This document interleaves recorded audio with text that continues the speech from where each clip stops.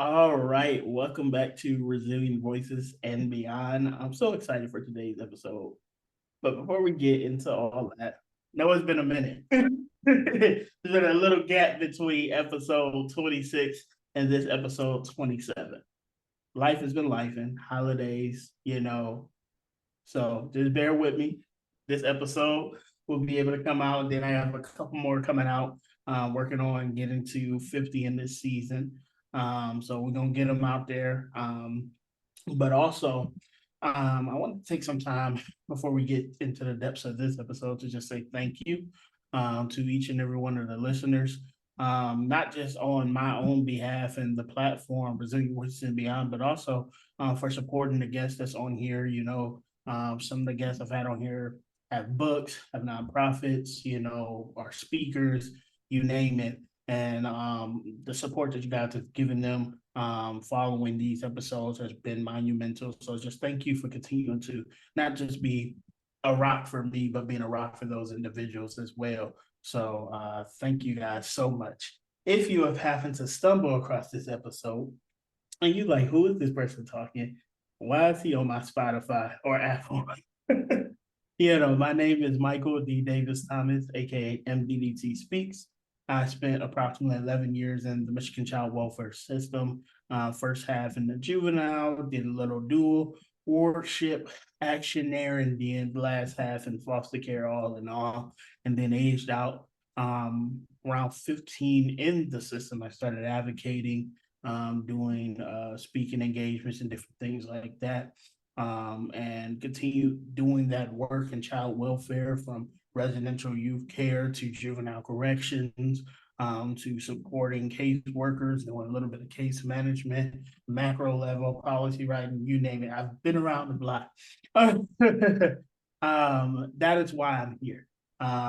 It's not just lived experience, but it's expertise behind what I say. And I'm a firm person that believes it, not just speaking to hear myself speak. So with that being said, you guys aren't here for me. You guys are here for my guest. So without further ado, I'm gonna have him introduce himself. Hello, everyone. My name is Nick Vasquez. I'm a former foster youth. Grew up in the California foster care system, first on the juvenile justice side, and then bouncing around group homes, psych hospitals. I work as an intensive care coordinator for West Coast Children's Clinic out in Oakland, and I'm also a writer and founder of the writing magazine Gray Hands, which publishes poetry and fiction written by foster youth. Wow. Well, my first question kind of dives a little bit deep, if you don't mind. And I built this question in mind to be able to help the audience and myself understand the timeline of events leading to the person you are now. So, to the best of your ability, um, can you share how did you get here and what were some of the barriers and obstacles and finite memories that you had um, to get to this place? That's very long, or not long, excuse me. That's there's a lot to unpack in that question. I think for starters, I entered the system when I was 8 and moved around a lot. Um, Cities, small towns, hospitals, conservative, liberal, all over the state. Um, and when I aged out at around like 18, I went into a transitional age youth program. And I remember, you know, I was still in that survival mode at that time and ended up in a hospital, almost got kicked out of the Tay program. And I remember being in the hospital. I'm 18, and there's the director of the program and a therapist there. And they were like, we're going to give you another chance. And that was the first time that anyone had said, we're giving you another chance. It was the first time that, I wasn't just kicked out of another program, sent to another program, or taken to juvie because I was acting up or anything like that. And it really stuck with me. And so from there, I felt like they're giving me another chance. I want to take that chance. I want to take that opportunity and I want to heal. I want to heal from the trauma, from that survival mode that I was in. And I realized at that point that the only way I was going to heal was if I put the work in. There wasn't going to be like a magic wand and, all right, you're all better now. This also coincided with starting community college, where I got involved in student government. And I feel like that, like the leadership part of that really helped with self-confidence and growth, having like friends and mentors that I could lean on for support. Um, and then I think the next big like shift came during my master's. I got my undergrad, graduated in 2017 with a undergrad in psych and a minor in creative writing. But during my master's, I think I really saw just how stacked the deck was against foster youth. Like I'd known this, right? But seeing it playing out in the research that I was doing, in just the way the programs were set up so that, you know, if you came from a disenfranchised background, you weren't going to make it, right? Like seeing that and finally having the words to express that, I felt that I was very lucky, very fortunate to be that far, and sad to make it that far.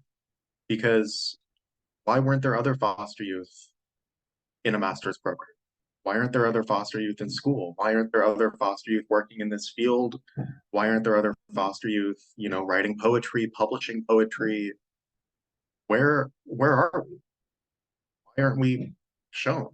Um, and even now, like I'm working full time, looking at doing a PhD in the future.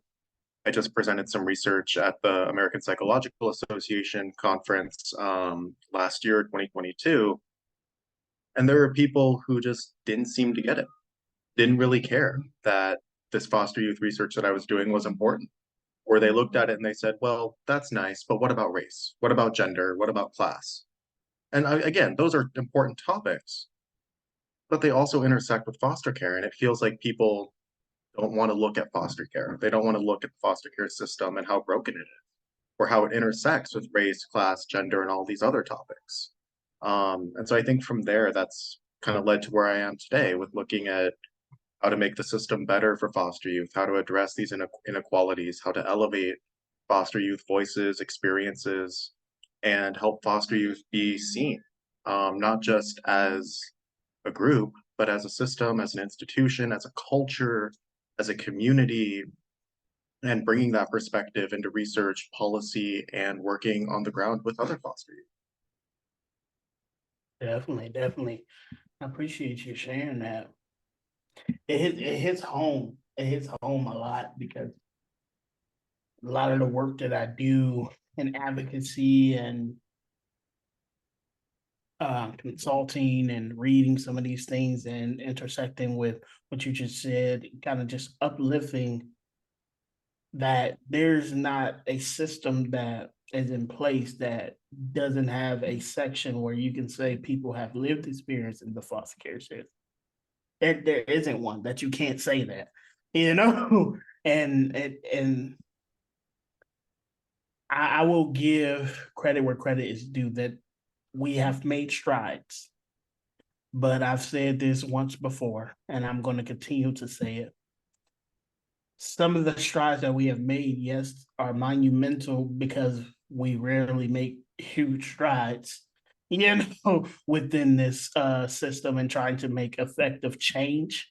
But the strides that we've made when we look at it in a grander scale of the issues, the harm that is happening within the system and outside of the system, surrounding individuals experiencing foster care, you know, abuse and neglect, juvenile cases, and more. There, it just seems to be that we're putting band-aids on deeper wounds when we should probably be stitching. You know, we should be suturing, you know, and allowing that more space to heal, but also making sure that we are, and this is my medical jargon, so excuse me for those who do not like this, but the only way I could connect this in my head is if you cut an artery, you can't just close that up. You gotta you gotta suture that artery back together and then close that wound back up, or else you will bleed internally. It seems like we want to put duct tape and allow it to keep bleeding internally with issues, and then we wonder, oh, how do we spend all that money? Or why is this county disproportionate from this county? Or this city disproportionate from this city? Where we got the levels of individuals coming into care down, but now we got a huger problem over here where individuals coming out of care are facing homelessness. So it just, and I believe when we look at it from a bigger scale and not just looking at it as this piece, that piece, but looking at it as the chessboard as a whole, we will see that there's some things that we can do to better revitalize it. I understand, and you may get this as well. I understand that extremely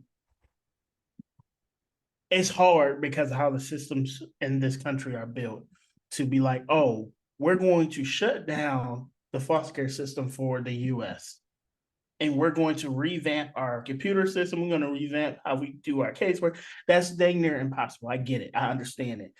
Nobody, when we ask for change, when we're asking for, things to be more recognized, is saying that. Some people may, but we understand that it's not an overnight thing. The biggest piece is that we stop looking at small-minded solutions and start looking at things that will not just only affect one generation, but affect the whole that may come through it for the rest of the time that this system is working. Um, yeah, yeah, that's my spot. I love that metaphor of like we're putting a band-aid instead of stitching and suturing. I think that's so important to consider, especially when we look at youth that are leaving the system and the statistic, right? That Mhm. over 70% of the homeless people that we encounter have had some experience in the foster care system. Most, I think it's 60 to 70% of former foster youth will spend time in jail after 18, before the age of 25. Mhm. We're putting band-aids by saying that, oh, well, there's transitional age youth services, there's a foster care bill of rights. But at the end of the day, that doesn't fix or heal the wounds that we experience in the system. It doesn't train social workers or clinicians or therapists or case managers really understand what it's like to be ripped from your home and shuffled around from group home to group home. And it doesn't address the reasons why we're being shuffled around in the first place. Definitely, definitely. Before I ask my next question and to hit this piece, most of you guys out there know that I've worked in many different aspects of this system, doing some work federally and in my own state, and partnering with some other states as well. Um, One thing I've learned working at the front lines in these facilities, in the communities with these individuals, the families and the youth, is that I'm gonna use this one specific example. When a kid goes to residential, and I know it's not just my state, but if it apply, if it don't, let it fly. But in my state, some of our facilities, our residentials, don't even have teachers.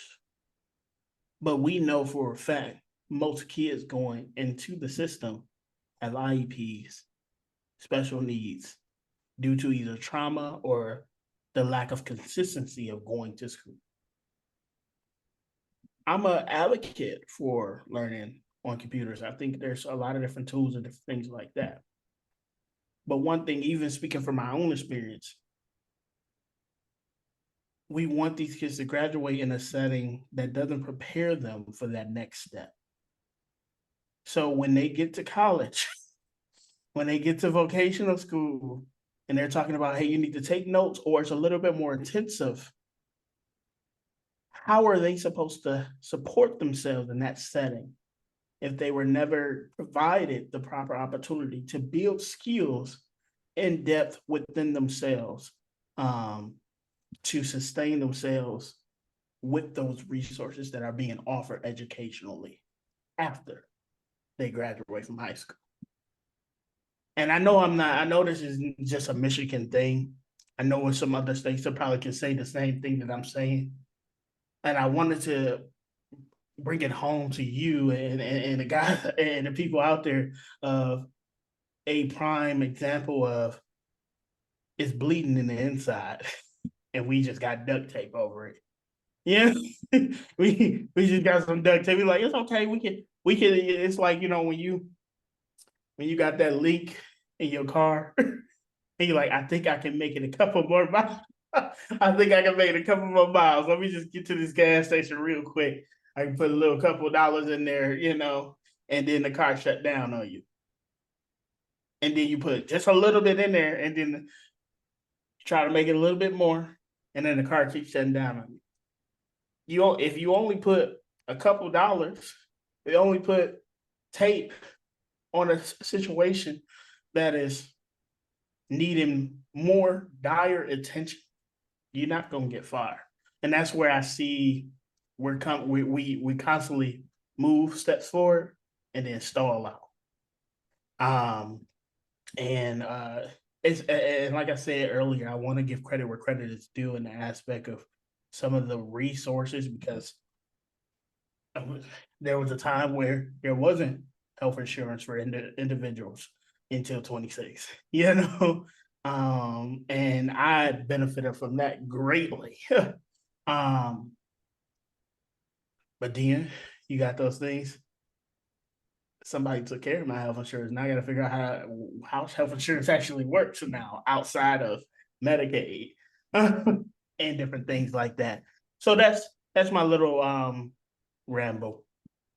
Going into my next question, you talked about experiencing different placements and mental health facilities. So since you kind of brought that up about your experience, when did mental health become important to you in your journey? And what were some of the tools and tips that you had to learn for yourself to reach that next level, and within the work that you needed to do to be where you are?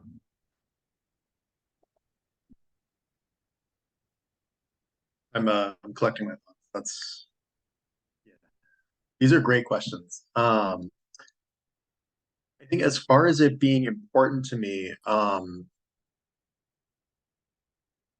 think growing up, I always knew that there was something off, something that I didn't want to do, and that going to psych hospitals and group homes, juvenile hall, like I didn't want that. I knew that, my behavior was contributing, but looking back, I didn't realize that that behavior was coming out of a place of needing to survive, needing to protect myself, not being able to trust other people because everyone had let me down. And just the constant, like, physical, sexual, emotional abuse that I was getting from my mom and stepdad. Like, so I feel what was happening was people weren't looking at that. They weren't looking at, why is Nick getting into fights? Why is Nick shutting everyone down and, running away from the group homes? It's because Nick doesn't have anything else he can do. He's trying to survive. Um, and I think as I was taking psych classes and I learned more about, trauma and how it affects behavior, mental health, and just doing my own therapy in the transitional age youth program, I saw more and more how what I was doing was protecting me, keeping me safe. But now that I was no longer in that system or in that environment, I needed something new, something different to act. It's that old quote, an abnormal behavior in an abnormal situation is a normal behavior, right? What I was doing in the system was a normal behavior because it was an abnormal situation. once I was out of the system, I needed to do something different. Um, and so I found that like doing therapy was really helpful, but outside of therapy, I took to, I mean, I'd been writing poetry and fiction in the system too, but really took off writing poetry and system poetry and fiction, excuse me, once I left. Journaling, found that going on hikes and just being physically active in my body was really helpful for healing and growth. Um, and then from there, I knew I wanted to go work as like a therapist or an MFT. And so I started in an MFT program, and, and I'm not going to go into specifics, but didn't quite make the cut, had to leave the program. And I looked at that as like, well, there were things that I was doing that weren't professional, weren't appropriate.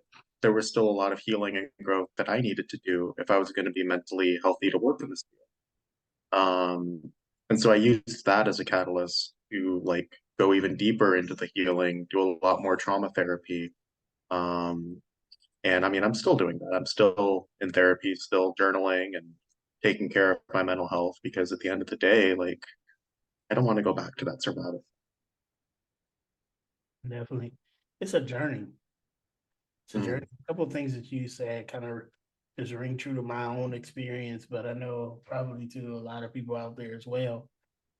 It's too many times, and I will admit nowadays with the new catchphrase of parenting and gentle parenting, and different things like that with these different aspect of just pretty much kind of adding trauma informed lenses into how we parent.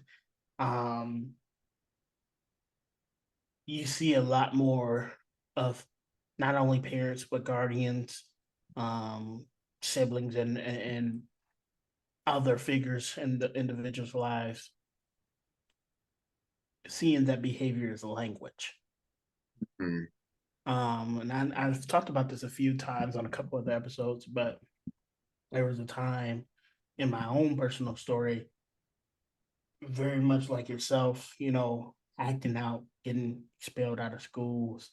Um, but lo and behold, didn't have a safe environment at home, was witnessing a lot of traumatic things and experiencing a lot of traumatic things, um, and didn't have a outlet to communicate those, or when communicating those things, it was unheard. So you get to a place where you are numb, and and this is something I haven't I feel like I've touched on it on my podcast, but I feel like you can be in survival mode and still be connected emotionally, and have regular normal empathy and sympathy for situations and people. But when you go through some really severe things, you can get to a place where you're numb and disconnected emotionally. So, in those normal basic things that of where others are showing empathy and sympathy, you are disconnected and you are just out here literally surviving off of instinct and trying to get your basic needs met. And I feel like that's something to talk about there because it's a dangerous place. It's a very dangerous place to not only to yourself, but to the people that you are around, because it's not about the rationalization of your actions. It's also about what you deem is safe and not safe. And when you go through so much, some of the things that most people are like, oh no, it's okay. You like, no. Because I remember there was times where people would be jokingly playing with me, and then I went into a state of full blown survival mode, and it wasn't safe for people.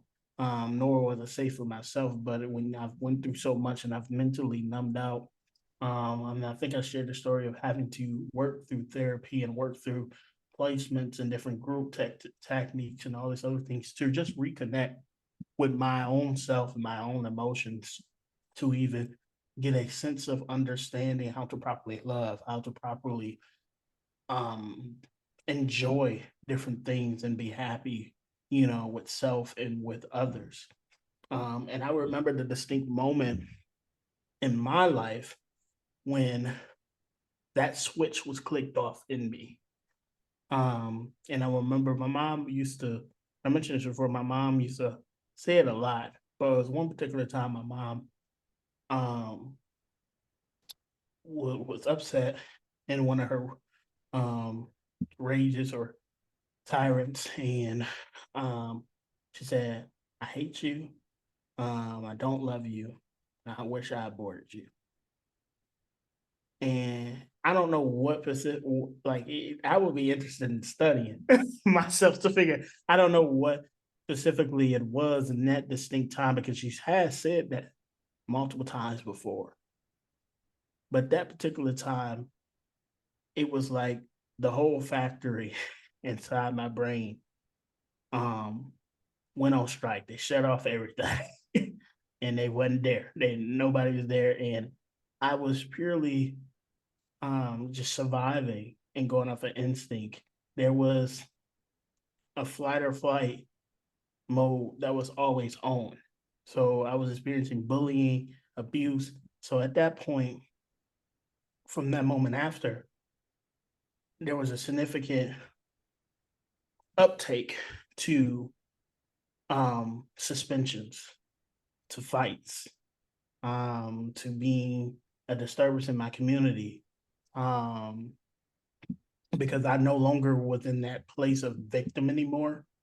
My mind kind of took over and did its own thing, and that's how I kind of ended up in the juvenile system behaviorally.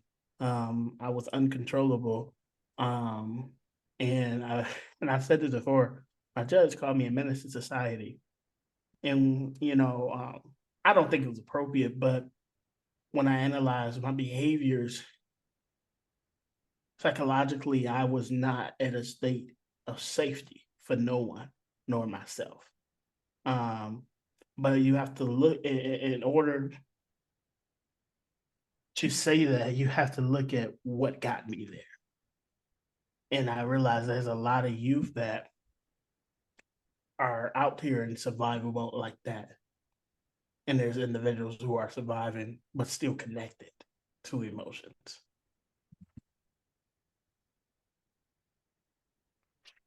But yeah. I'm gonna switch gears with us because that was a little bit heavy. Switch gears, but it needed to be said. Conversations like that are needed to be said. Things like that are needed to be, mentioned, because my goal here is to get you guys out there, the professionals, the foster parents, the youth, to start thinking about these things and really questioning yourself and questioning, those that you are serving and supporting, so that you can be that best support for them or the best support for yourself. Um, with that being said, I want to switch gears to more into the professional realm of your life, the work that you do now, and the work that you aim to do. And if you could share a little bit more about that. I know you touched on it a little bit earlier, but share a little bit more about um I've asked this question before, but I'm gonna ask it again on this episode. It's enough. Like we went through a lot as kids, Yeah. and the world kind of just like gives us that okay to be like, I would understand if you were just to ball up and sit there and just cry. No one will probably blame us, but you decided to rise above that and work in trying to help and trying to figure out some things. What keeps you going in that aspect of doing that? Like, what's your why with that, and what's your goal and intention? Yeah. First about the world gives us the reason to all up and cry. I mean, I still do that. There are times throughout the year where I'm just like, you know what? I'm done. I can't take it anymore. I just need to go away from everybody, isolate, and just get it all out. Gotta let it cry. I think it's normal. I think it's healthy. But to your question about, why I do what I do and my goal, I remember when I was going through the system, I felt like there weren't people like me. There were other foster youth around, but the people that I needed help from, the social workers, therapists, guards, they didn't get it. They didn't understand.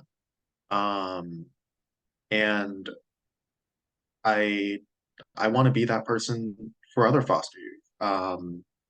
The system, a lot of us who go through the system, obviously, we don't want to go back. We don't want to work in the system because of how broken it is. Mm. And I respect that choice. I really do. Because even now, like there are times I work with a client and it just gets so triggering seeing that there's nothing I can do for this person because of all the bureaucratic red tape. Um, but I also know that having been there, having been in the system, having navigated this red tape as a foster youth, I'm one of the few people on my team that can provide that perspective to this individual. Um, and sometimes just having another foster youth sitting there with you saying, yeah, I've been in the trenches where you are, I've been there, and it gets better. That's what a lot of us need to hear sometimes. And so I want to be that person for other foster youth. Um, and that's why I do what I do. Long term, I want to continue working in mental health.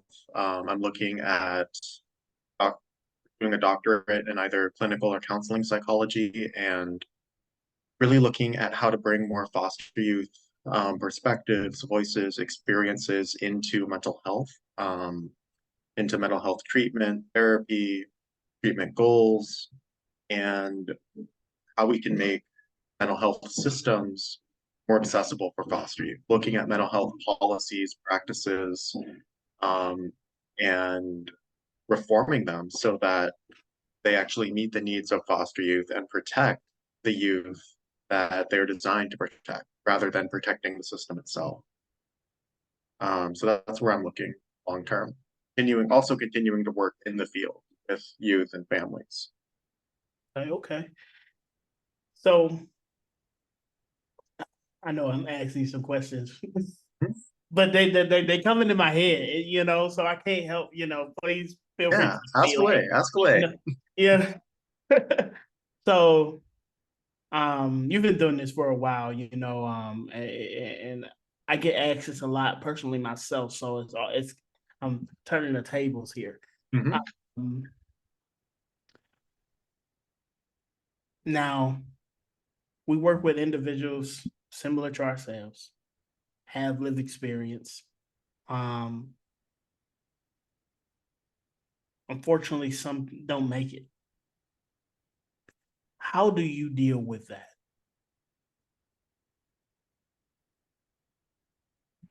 You know, I want to adjust the phrasing a little bit because when Yeah. I hear how do you deal with that, that to my mind brings um more a sense of like, well, just man up and deal with it kind of thing. Mm. For myself personally, I tend to think of it more as like, how do I cope? Yeah. How do I process that? How do I understand that? Um, I would be lying if I said I don't take it personally.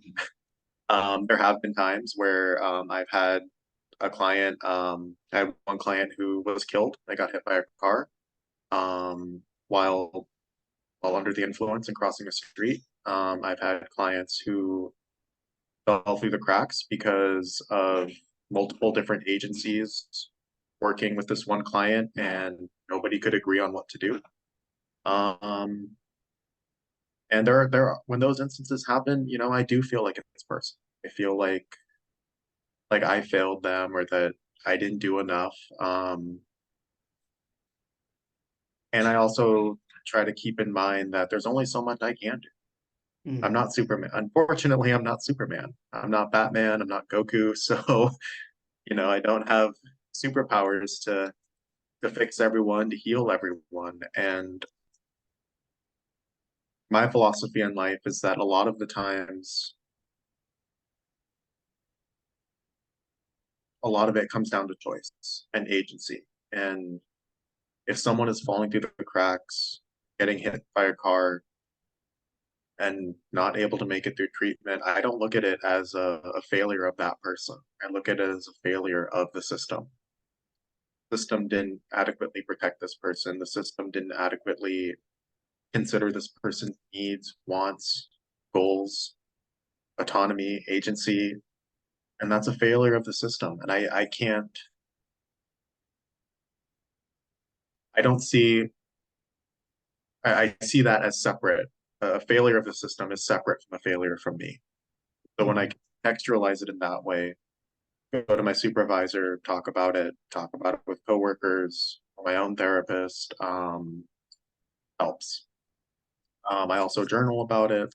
I've written a few poems about clients that I've lost, and it's very cathartic. You get it out, you express it, you talk about it with other people in the system, um, and hope for the best. Definitely, definitely. I thank you for that. I know that was the question out of left field, but I know that definitely will help some individuals that be listening to this podcast, because a lot of us have lived experience in some shape or form, or have witnessed some things in the aspect of what we choose to be our occupation.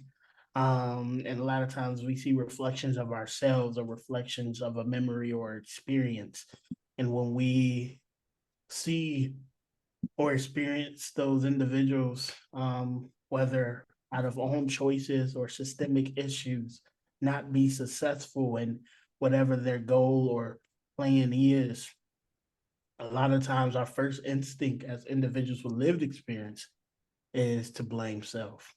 Um, Yeah, it takes time and practice to understand, that um it's not you, you know, and it's always good. Like I will always say, like it's always good to, when situations like that happen, do an evaluation, ask yourself those questions that I do all I can. But I'm a firm believer. Um, I like to give myself those moments, validate my feelings. One of my old mentors used to say, give yourself 20 seconds to cry. Allow yourself to experience that. But also, you have to realize that there's 20 more people that you have on a caseload that needs you and that are still here, you know. And it's not, and I don't want to, hopefully, it doesn't come off any type of way, but it is a part of some of our jobs, and it's hard. It's hard. But one thing I've learned in working, particularly with youth, with trauma, in different facilities, whether it's juvenile corrections, residentials, doing peer support, um, you name it, is that they may not hear you now. You talking, what you say, they may hear a couple months down, year down. One day, um, they're getting ready to stick that needle in their arm. They may, you may be that voice that stops them. You just never know. So I go in, I tell my kids, y'all gonna get tired of me talking, and that's fine. But y'all, one thing y'all gonna know is Mr. DT show was telling us and preaching to us every single day. And I know, the statistics say, a small percentage of them will not reoffend, will make it. But I go in there with the hope that each of them may hear what I say and not reoffend. Um, but I say all that to say, I appreciate you sharing that and being open about that. I only have a couple more questions for you. And my next couple questions kind of leads into we've talked about what your why is, what your goal is going into the future with the work that you do. Um, what is a piece of advice that you would like to leave here? Mhm. Um, but I want to break this up because you talked about some very distinct points, so one piece of advice first, unique to you first, your journey of self-care. And then another one, um, just allow you to be flexible with that one.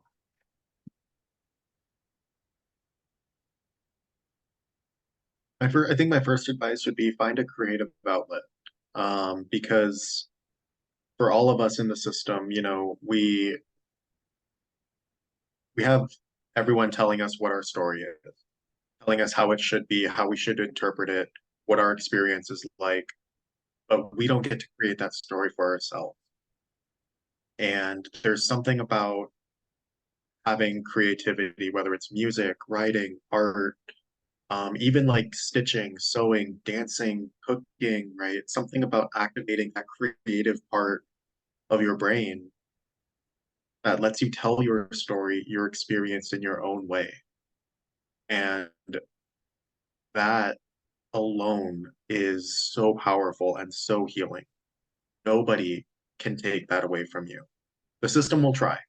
The system will do everything it can to tell you that you're wrong, but it can't take that from you. And that creative outlet is so helpful in retaining that. Thank you, thank you. Um, yeah, just reflecting on all we talked about, and I'm also reflecting on my week. Because we hit some points, and yeah. For some of you guys don't know, I recently took a job in juvenile corrections, so um, I've been seeing all this in full effect. In these last couple of days, what we've talked about here, um, between the mental health, between the trauma, the survival mode, um, and I would even say one thing we didn't talk about, but we mentioned it, but the comforting behaviors, because sometimes we have those comforting behaviors that aren't always so good for us, but they are what make us feel safe and secure. And I've noticed that a lot with some of the youth that I work with. Um, it's not that they don't know right from wrong, but they're doing things that have kept them safe and secure and has put food on their table, has put, food in their belly. So it's you kind of have to trade off with them to help them see something more healthier in the aspect of a behavior for them to understand that you don't always have to resort to that. And believe it or not, whether you have lived experience or you've worked in this field or not, we all have that default mode, whether it's laziness or whether it's something far out of left field. We all have that switch where we work hard each and every day so that we don't switch that switch back on. Um, and that's why healing, and that's why constantly doing that work with self and with your family, with your loved ones, is a journey. It's not just a finite thing, because we all have those things where if it wasn't this today, you could be somewhere else. um so I leave that there. But any last comments? And this space is really for how people can connect with you, how people can see some of the great work that you're doing and so forth. Yeah, you can always reach out to me on Facebook, Nick Vasquez. And I also have a writing magazine for foster youth. It's called Gray Hands Literary Magazine. Facebook, Instagram, you can find it there. Always send a message to me that way, and I'm more than happy to reach out and chat. Doesn't even have to be writing magazine related. It can be, other foster youth related topics. Um, and yeah, those would be best ways to do it. Definitely, definitely. I just want to thank you for your openness and your vulnerability um, with me and with my audience here. We talked about a lot of different things here today, and I know a lot of people are really feeling it when this episode comes out. It's during the holiday time, so a lot of emotions are hiding towards family or towards self, and it's a really and it doesn't help that the weather around this time can be snowy or gloomy or rainy. And I know some people live on the West Coast or where it's sunny. Not talking to y'all. I'm talking to my East Coast, Midwest people, that know something about the snow and stuff like that. So, I get it. Um, I just want to end this out with saying we talked about a lot of, deep it could be potentially triggering things. So as you're listening to this, whether you're on the car ride from the grocery store or on the car ride to work or wherever, you just take some time, practice some mindfulness, do some deep breathing, get back centered, back to baseline, and just reflect on some of the things that you heard. Um, but also, I realized that maybe some things because trauma can be crazy, it can be weird, it can be funky sometimes. And Yep. some things that you went through way back when you may have listened to this episode and the bricks in the walls in your mind started to just crumble down, and now you are remembering a whole bunch of stuff. Um, my door is always open. If you are wanting to or wanting to connect with someone and talk to someone, but also if you are looking for resources to find someone that works to help you through navigating that the next step or whatever that may be for you, whether it's healing, whether that's just support in this area, whatever that looks like, I'm more than willing to help and support you and guide you to the resources that you need with that. With that being said, it's also cold, COVID, flu season, influenza, all the whole 9 yards. Everything that you can get when it's cold is happening right now. Please, please make sure that we are washing our hands. Make sure that we're being safe. Um, so I have not, y'all can correct me if I'm wrong. I have not seen a hand sanitizer bottle that says 100% kills germs. I've only seen one that said 99.9 something or 99.89 something percent. So that means there's still some germs on your hand if you so let's just make sure as you're using sanitizer you also frequently wash your hands if you are sick, because I know some of us can't always take off days of work. You just put on a mask. You put on a mask. Just be courteous, because I'm a firm person that believes if we take care of ourselves, we are take care of each other. And we are united in the unit.